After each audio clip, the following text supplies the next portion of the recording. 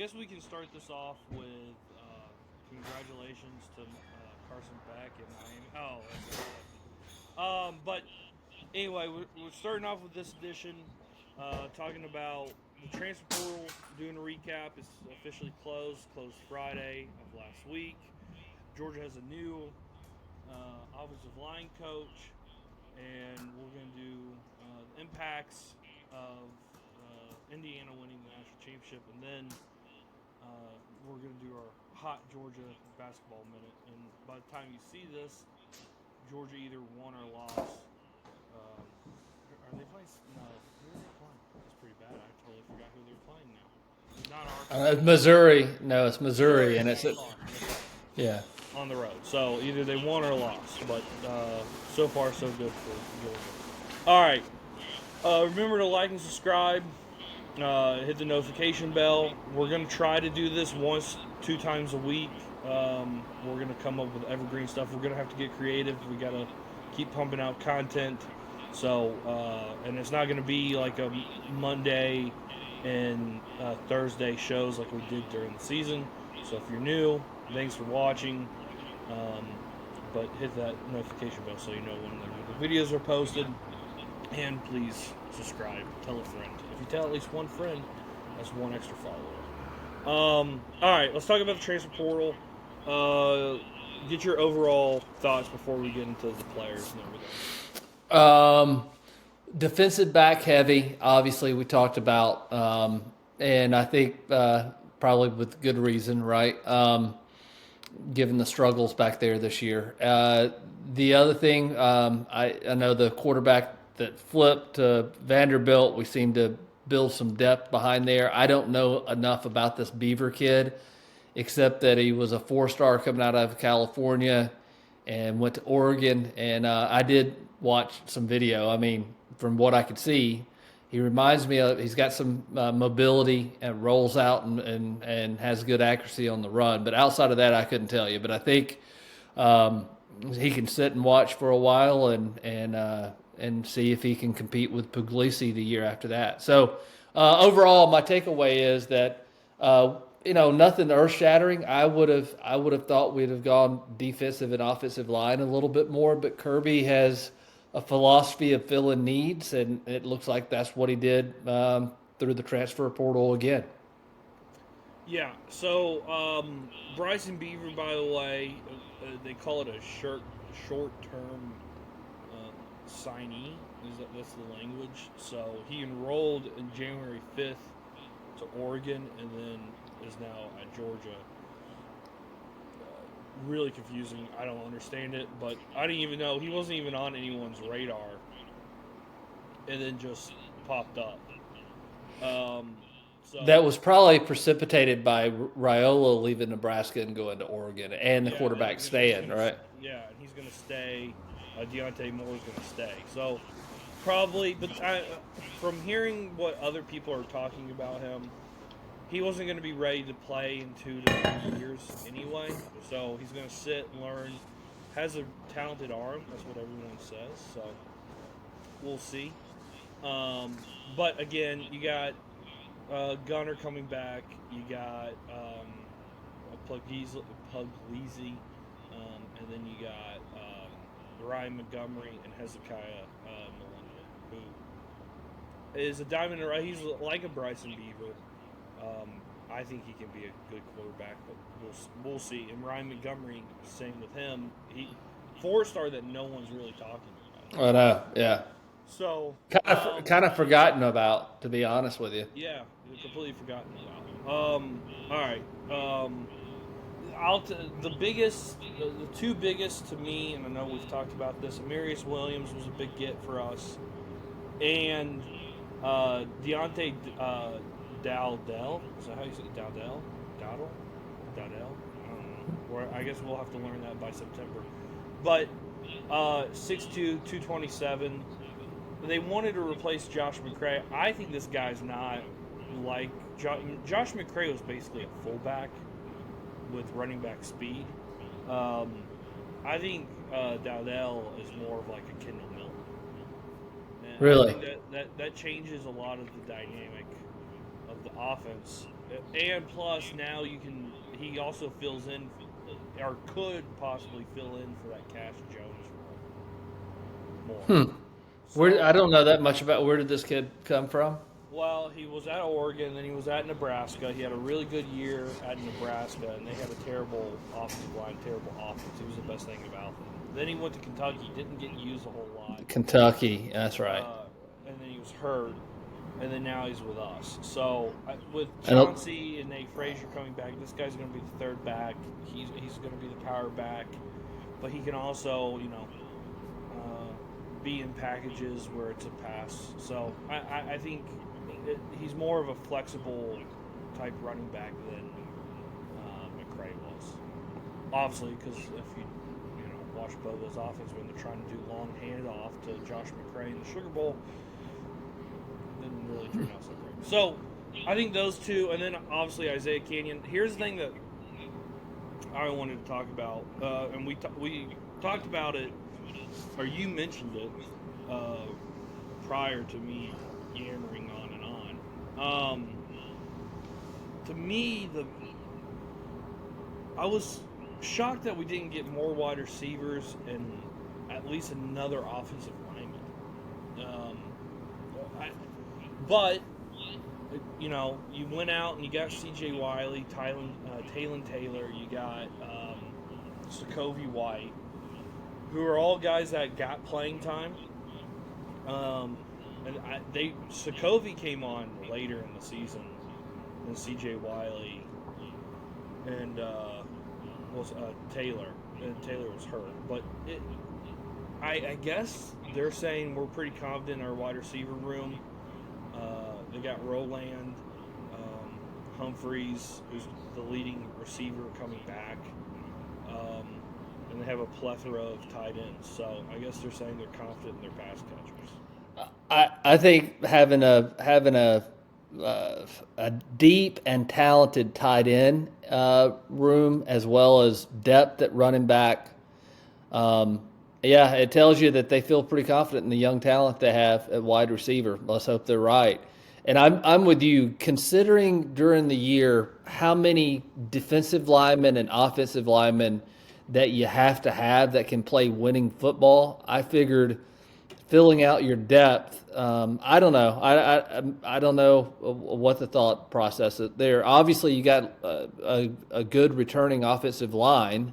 I don't know that much about it. That like below the starting group, and then the defensive line. To me, you lose so many bodies throughout the course of an SEC schedule. You can never have enough depth. Maybe it just wasn't there. Maybe there wasn't that many kids out there that could play winning football at the level that Kirby and staff thought they needed to in order to spend any money on them. I don't know. I don't know what the thought process. But I'm with you. Defensive and offensive linemen seems like those are also bargain picks because you're working ostensibly under a cap just like an NFL team. Yeah. Right? And so you would think that economical but yet high-value pieces throughout a season would be along the offensive, and the most expensive pieces would be the skill players. Maybe that's the reason Georgia didn't want to play there. And I'll tell you the other thing, while we're on the subject that I'm just thinking through, another reason Georgia may not have gone after wide receivers is a wide receiver that is transferring is usually because of playing time. And if they don't fit the culture, which now you're making a wide receiver fit something that they're really not, right? Because Georgia is going to require you to block, and you may not get the rock as often as you like. And these guys are prima donnas, and it's evidenced by they wouldn't be in the transfer portal if they weren't wanting more playing time. So maybe there was just too many warts on the wide receiver group. I don't know. Again, speculation on my part. Yeah. I don't know. But you're going to have – let's do the offensive line real quick. You're going to have Ernest Green coming back. He's probably going to play left tackle. Could play right. I mean, it's whatever at this point. Juan Gaston, who's a stud. Glover, stud. Bobo, we really don't know. I mean, it's really dependent on his health with that injury because we still don't really know what the injury is. They say it's I've heard a Liz Frank, which is hard to get back from, but we'll see. And then, who's going to be that other tackle? I have no idea. Micah Morris is returning, right? No, he's gone. He's not. I thought he was. I thought he was returning for some reason. Hold on. See if I can find it real quick. Dontrell Glover, Gaston, Bobo all returned. I don't know. I don't know who else is going to have to come from depth, right? Yeah, and what is your depth chart? I mean, and you got Tolliver, who we haven't mentioned, but he played the last handful of games, right? Yeah, Coming in case Bobo can't go. I think Bobo, if anything, he misses the first 2 games. Still, though, I mean, it's not great. You're going to be thrown into the fire against Arkansas on the road, 3rd game of the year. But it is what it is. A lot of people, by the way, center is like one of the hardest positions in football to play. It's also one of the most important, and it gets way overlooked. And Bobo obviously was great all season. Was really the heart and soul of that offense. So I'm not taking anything away from him, and I'm not taking away anything from Tolliver either. People, there's a podcast out there with 2 guys that are very sarcastic, and they talk about Georgia football. And when they talk about offensive line, it's hard. And I know we're 2 snobs of offensive line, but I think this is being echoed throughout the Georgia fan base is, kind of crapping all over Tolliver. For a kid that got his first true start in the SEC Championship against Alabama and a talented defensive line, I thought he did more than fine. And honestly, in the Sugar Bowl, I mean, obviously you could tell that there was something missing in the run game. The second time around against Ole Miss, whenever you're missing Bobo, but I still thought he played okay. He played. Never start. Yeah, for sure. No, I agree with you. No, people don't understand how complex and complicated playing center is, and how important it is for all the other offensive linemen and the quarterback. Right, really for the entire offense. So, no, you can't. And to bring somebody in a big game like that, I thought he played honestly, given the circumstances. I think he played really well against Bama. Yeah. Did not have a good game against in the Sugar Bowl. We had too many double teams split between him and Glover a lot. So obviously he's got more playing time now. So I feel comfortable enough with him coming back and play if we're in that situation. But to your point, I don't know what we have down below on right tackle. So it's going to be some of these young guys, I guess. It's going to be that Jaw Jackson. I'm sure he's going to get looks. But guard with Jamal Merriweather, who could play guard, could play tackle, him going to the portal, that's him and Bo Hewley, probably the 2 biggest losses in the portal. Agreed. And for perspective of playing time snaps. Which is why I'm surprised we didn't spend or go and get somebody on the offensive line, because we lost. I mean, like I said earlier, that I agree. It's the most impactful. But yeah, maybe that's Kirby saying, "Hey, I'm pretty confident with the guys that we got." I mean, they see them every day. They see what they're getting in. They're supposed to be an offensive lineman from Langston Hughes, I think, who's supposed to be really talented, and that they think is going to be like a Glover and like a Gaston, where he's going to play. That's what I've heard. So, we'll see. I don't know. But the main story this time around for Georgia and the transfer portal is retention. They didn't get that last year with the amount of guys that left for the NFL, that left in the transfer portal. This year, ton of retention. I was telling you last night whenever we were watching the national championship, was it 60-something% or 70%? I forget what the percentage was. 60 or 70%. I think it was 60-something%. Yeah, is underclassmen. So Georgia should be in a better spot with an easier schedule. Gunner year 2 starting should take a major step. You know, I think Georgia is one of the top 5 teams in the country, and we'll just see where it goes from there. Well, I agree. Should be one of the top 5 in the country. Yeah, and we'll talk about that later. All right, so big news right before we came on, and y'all all know it by now. Stacy Searles stepping down, moving into an analyst role. Phil Rauscher.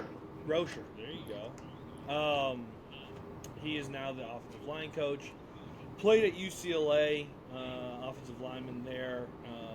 Was in the NFL. Has a Super Bowl ring, by the way. Was a coach. Was assistant head coach to the Denver Broncos. I didn't know that. Yeah, so and a pretty good offensive line. They held up Peyton Manning with duct tape and super glue, and they won a Super Bowl. So, and then was with the Jaguars his last coaching before he was an analyst at Georgia.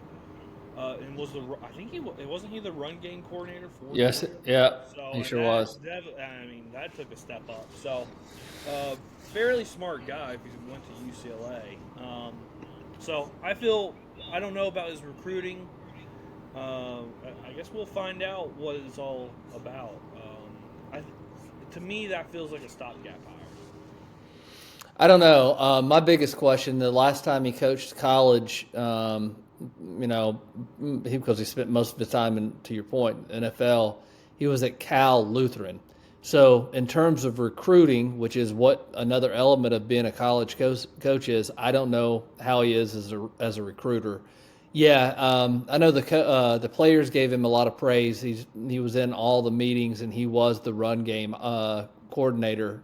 And just so everybody knows, Georgia went from number 15 in SEC to number 4. So I would say that's a pretty dramatic improvement.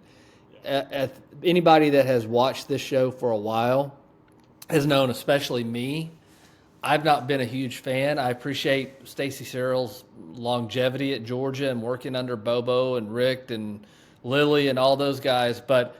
Again, I'm not close enough to it and I'm not enough of an expert, but I still believe that our offensive line has underachieved, even as they were better this year. But I believe they've underachieved given the talent. And I believe I've seen too many players under Searles' leadership or direction regress instead of get better. Now, are there exceptions to that? Sure, but so I guess I'm glad that he's an analyst. I worry about the recruiting, but I think this guy technically knows what he is doing, and I have a lot of confidence. But the question is, can you recruit? And is this just a short? Why do you think it's a stopgap measure? And the timing of this is, and I would also is peculiar. I'm not saying there's any, nefarious stuff, but we talked about it last year. Searles, we thought he should have been gone, and a shakeup should have happened. But why do you think? Well, why do you think it's a stopgap? It was a hire within. It was a run game coordinator. It didn't it just kind of came out of nowhere. So one or two things happened. Either Searles was fired, or it was like, hey, we're not going to continue forward. If you want to, you can stay on staff and be an analyst, take time with your family, and hang out. Or Searles stepped down and it happened really fast, and Kirby couldn't. All the staffs are pretty much all baked, right? All the ingredients are put in, and so you can't go and get another offensive line coach. You got to get someone in house.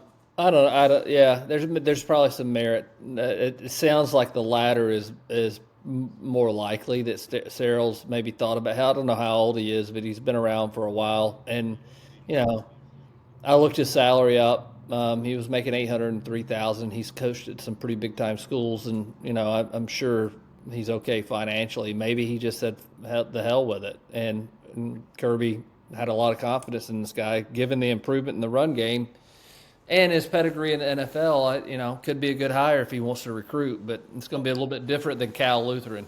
Yeah, I mean, it totally could be a great hire. I mean, think about Todd Monken. He coached at Southern Miss. He was the head coach there. They didn't have a whole lot of success under him. He goes to the NFL, stays there, coaches Jameis Winston to 50 touchdowns, 50 interceptions. Or 20, I forget. How many interceptions? Whatever it was. It was a record, right? Yeah, it was a record. Yeah. He threw as many touchdowns as he did interceptions. And he threw a lot of touchdowns. So, maybe it's 40-40. Anyway, so it could totally be like a Todd Monken hire where it's really good and really successful. So the jury's still out, but we'll see how the season. Monken was, correct me if I'm wrong, Monken was never known to be a great recruiter, and I don't think that really he was. I think he did it, but I don't think he was super passionate about it when he did it at Georgia. No, but is that true? I think they let him only recruit quarterbacks, and that's how that worked. So, and I gotta tell you, so far, pretty good job. I mean, think about the guys that he got. Puglisi, he banked on that. Like he was hitting the drum on him. So, I think he's got a special arm. Yeah. So, and Monken was higher on Puglisi more than he was Raiola. Right. So, right. So far, I think evaluation-wise, I think Monken's right, but I guess we'll see. All right, so we talked about transfer portal. We talked about the new shakeup in the offensive line room. What else were we going to talk about? I guess we need to bring up the national championship since we both spent time watching it. Somebody else win. Good for Indiana. It just goes to prove to you that anyone can win a national championship in this day and age with the transfer portal. With Signetti, I know we talked about it in the previous podcast. What Signetti's done at Indiana is one of the more remarkable things in college football. It's kind of crazy to think about that Indiana is a national champion of college football. It's very strange. But good for them. I'm happy for a lot of those people. Indiana's good people in Indiana. I like them all right. Ties there. So good for them. The big takeaway, two things. The Carson Beck side of things, and then to me, the bigger story, the Big Ten now has 3 national championships in a row with Michigan, Ohio State, and Indiana. Now, look, Michigan cheated for the national championship, and Georgia got screwed out. And I think if we would have played them that year, maybe Carson Beck doesn't throw an interception on the game-winning drive. Who knows? But I feel like we would have beaten Michigan that year. But whatever. We lost to Alabama. We played poorly. Lost our shot. Whatever. Not going to cry a river over it. But now you have Ohio State. Now you have Indiana. Really, the SEC is top to bottom the better league. I mean, we can do this all day, Big Ten fans. I know they are really concerned and worried about who's the best league. I don't really concern myself. I worry about my team because today's age, it doesn't really matter. But if you want to do that, let's look at who's going to get drafted, which conference is going to have more players drafted. It's going to be the SEC. And then top to bottom, the SEC is way better than the Big Ten. I mean, look at South Carolina, who won, 3-4 games this year? Yeah. Sellers is going to be a top-end pick in the NFL. And Dylan Stewart is probably going to be, next year, probably a first-round, might be one of the first players selected in the draft.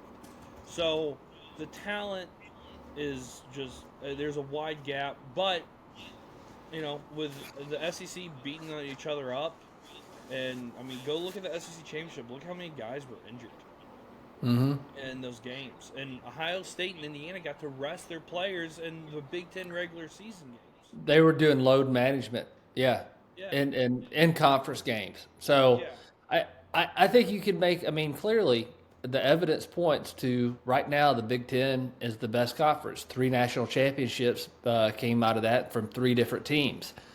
With that said, I think in addition to everything you just said, I would wager that if you look at the viewership, which is money at the end of the day, the focus all throughout the SEC, the games are more watched, they're more compelling, the passion on campus is higher. So it doesn't really matter if you're not winning at all. You have no right to say anything. So like you said, good for the Big Ten. It's time for them to swing the big dick. But we'll see. But I also think I don't know how you do it. I don't have a solution for this stuff. If I did, I guess I'd be rich. But when you got Big Ten teams that can do load management, and less just make it through the regular. I saw you're looking to do. Make it through the regular season. Yeah. I mean, I just don't understand what exactly we're doing, and why is the SEC hurting themselves? Because A, regular season doesn't matter as much. B, you're so beat to hell by the time you make it through conference play that you're not really playing with the same team you had at week 6 and 7 of the season. So I'm just not exactly sure. But none of this is gonna. We can lament it all we want to, but none of it's gonna change because it's too much money. I'll say another thing that's really stupid. Greg Sankey got put in a corner and gave 9 games, which is the dumbest thing in the world. Yeah. It's so dumb. So dumb. It's already not working, so we're going to add another. It's not. I mean, 3 years, you're out. You're out on the outside looking in. So empirically, it's not working. One of the challenges, in my opinion, is you're beating the hell out of each other. And while you do have the best conference, it doesn't show when you get to the playoffs. So now we're going to add another game in conference. Okay, that makes a ton of sense. It does not matter. Doesn't matter. Years in a row. Yeah. It does not help you in any way. So I don't really understand at all what the SEC's doing. And I know that we're either going to have a 16 or 24 team playoff next year, which if we go 24, I mean, that renders. That's where we're going. That's what's going to happen. It renders the greatest regular season in all of sports completely useless. Yeah. Completely. I mean, Georgia's going to be in the playoff every single year. What's the fun of that? And you're going to have load management. There's not going to be any high stakes. There's not going to be drama. You're not going to have to sweat out games. And the players playing in the second half, you're going to lose them next year. Yeah. They're not going to be there. So any connection that you have to them while they're playing the second halves of games is going to be gone because they're going to be in somebody else's uniform. Okay. Right. Yeah, so I think that's a terrible thing, and I know Greg Sankey is digging his heels in on the 16-team playoff, which, fine, whatever. I think it should not even be 12. I think it should only be like 8 at the most. Maybe, yeah. I was perfectly fine with 4, to be honest with you, and if you really want to get to it, I'm perfectly fine with 2. Well, here's what I could say. I don't think the system that we have with the 12 team is any better than the team that we had, or the process that we had at 4 teams. Now, you can make an argument. Miami wouldn't even have been in the championship game. They were only in the top 12 last week. Yeah, and they didn't so in it. Well, I mean, I totally agree. If you want to be really honest, Ohio State didn't deserve to win the national championship last year, and Miami didn't deserve to be in a national championship this year. I mean, you lost 2 important games in the season. That should knock you out. Sorry. I agree. I mean, I don't know. I don't know what world we're living in. And by the way, if you lose 2 games, you can still be in the playoff. Auburn in 2017, they beat Georgia and they beat Alabama, and if they won the SEC championship, they would have been in the 14 playoff. Those at Georgia 2 years ago deserved to be in the playoff. But think about how beat up that Auburn team was, by the way. Yeah, that we beat. Yeah, Canion Johnson was basically one-armed in that game. Yeah. So, but those teams deserve because they lost to the right teams and they played well in the games that they lost. Miami That Louisville game, Carson Beck throwing 4 interceptions. That was a terrible game. That was at home. That was terrible. SMU. I mean, Miami has so much more talent than SMU. They should have never. They lost that game by, I think it was double digits. There's no Well, reason I'm they gonna, should have been in. I'm going to tell you, the committee's going to point to Miami as a case in point of them getting this right. So I'm just telling you, yeah, it's not gonna. This is not going to change, and we are going to a 24 game or 24 team playoff. I don't know when it'll happen. Yeah, it will happen sooner than we think. And you're right. The end result is regular season games are not going to matter, and the quality of football is going to go down. This is the same stuff that Kirby, in all fairness, he was trying to tell people about whenever he saw. Yeah, well, even before the Florida State fiasco, right? Yeah. When we played them, it just beat the dog shit out of them. But Yeah. anyway, and by the way, I know we have it. We talked about what it means. I don't care. Players are getting paid now. I think the way Carson Beck ended his college career, not even shaking, not even going across the field, the sulkiness, I'm sorry, these players are getting paid and they want to weave a narrative of he's learned to love football again. He was coddled by Georgia. I think they enabled him by changing their offense against anything that we've ever done before. It made it quarterback centric. I don't know what else we could have done for the kid. So I hate to have Schadenfreude, but whenever he threw that pick to end the game, I don't think it could have happened. He's got some growing up to do, and it appears to be. I don't know the kid, but not to walk across the field and shake the hand and whatever. It's just not. It's not a good look. If I was a scout on an NFL team, I would. It would be toxic for me. Well, And he also crumbles in big games. Oh, big time. I mean, Alabama in 23, Alabama in 24, SEC Championship, he didn't play really well in that first half. He played awful. Not good. So, let's talk about a couple things about Carson Beck, because I have a lot to get off my chest about this. Mike Griffith, shut the fuck up. I don't know what you're talking about with why Georgia fans should not be bitter about this, that he had a great career. The way he left and the way he acted during his time completely brought this all on himself. The guy, if he had a normal NFL or college career, he would have been a 2-year starter, went to the playoffs back to 1 year, and then won an SEC championship, won 2 national championships. Everyone would pat him on the back and say good job, even though even the ending wasn't really that great with him sulking that last season. So that pissed me off. The next thing is, and you alluded to it, or you said it, him sulking and not shaking anybody on Indiana's hand and saying, hey, congrats, and then you can sulk in the locker room by yourself, bro. Why are you walking off and sulking and not being a fucking man? That bothers me. And then, the whole narrative, which, by the way, completely 100% him. Oh, he had. They didn't make it up whole cloth. Yeah, for sure he was. Dude, Kirby, I've never seen. I mean, Kirby has gotten into the grill of Gunner, and you don't see Gunner sulking. He might be a little IQ points off to sulk, but whatever. Might be in concussion. Bobo just ran him. That's what I'm talking about.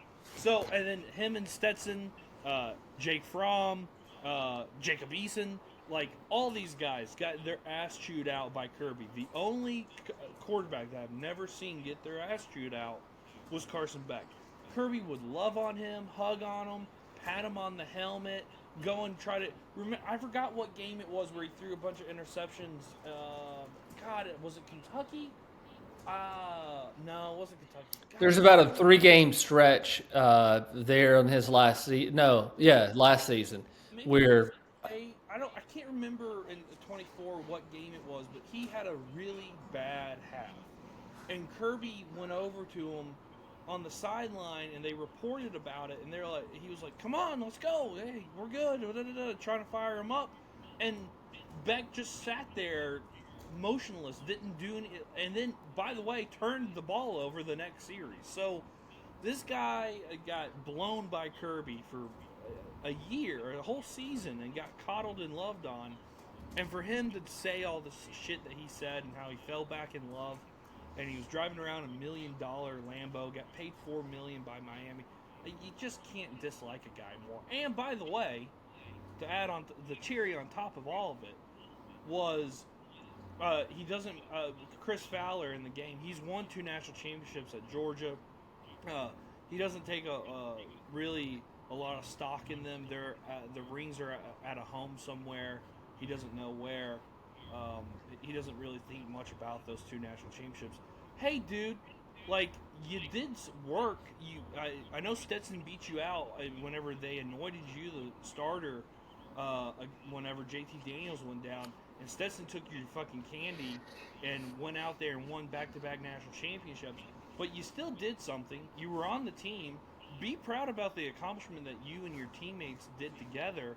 But no, it's the Carson Beck show, and he needed to win his own national championship and not be in the little shadow of Stetson Bennett, who whipped his ass in practice that game. Or was it UAB or no, it was after South Carolina in 21?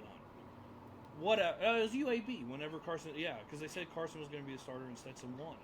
So, I don't know, dude. I don't like the guy. That's the and I'll tell him to his sloth face. I don't know the kid personally, but I see actions, and I notice, especially in that type of position, quarterback. I'm just saying, if I was a GM or a coach, and I was looking, that would not be one of the areas that I would look. Yeah, that's all. I would not draft him. By the way, the worst decision he ever made was come back for 2024. He should have hit the draft that year. Yeah, you're exactly right. Whenever he was surrounded with Brock Bowers, yeah, exactly. Yeah, and then everyone would have thought he would have been a top 3 quarterback. Yeah, he would have. Oh well, too bad. You got a Lambo out of it. Yeah, you got a Lambo and then a girl that you cheated on. So congrats, Bar. That's great. All right, Georgia basketball minute. Georgia, really, I mean, they could have blown out Arkansas more. Arkansas came back in the second half there, but Georgia held on. Didn't they win by over 10 points? It seems like it, or right at double digits. It may have been 9 points, but I don't remember the score. But yeah. Georgia, if they the basketball, if they play their game where they are scoring in transition, they're fast, playing stingy defense, this team could go a long way. This is probably the best Georgia basketball team since '83. I haven't, certainly the record would indicate that, but I haven't really, they've been in the top 25 for a while now, and I've turned in some, but I've watched that Arkansas game. One of the things I noticed, to your point, as long as Georgia's pushing the ball, they're going to be hard to beat. But if they get ahead and they try to sit on the ball and play ball control, that's not what they do very well. So whenever Arkansas, they came back and tied it up, right? Arkansas in the second half. And as soon as that happened, it looked like it flipped a trigger in Georgia. They almost, I've seen Georgia football teams be this way. They almost need to be pressured. So, but I'm excited to see what they can do. Yeah, and credit to Mike White.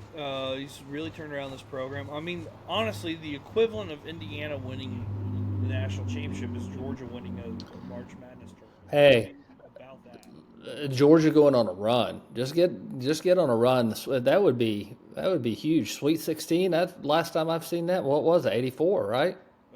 83 is when they went to the Final Four. Yeah. Yeah. So that would be huge for Georgia basketball. So if they could make a run in the tournament, I would be thrilled. If they could make it to the Elite Eight, I would say that's a success.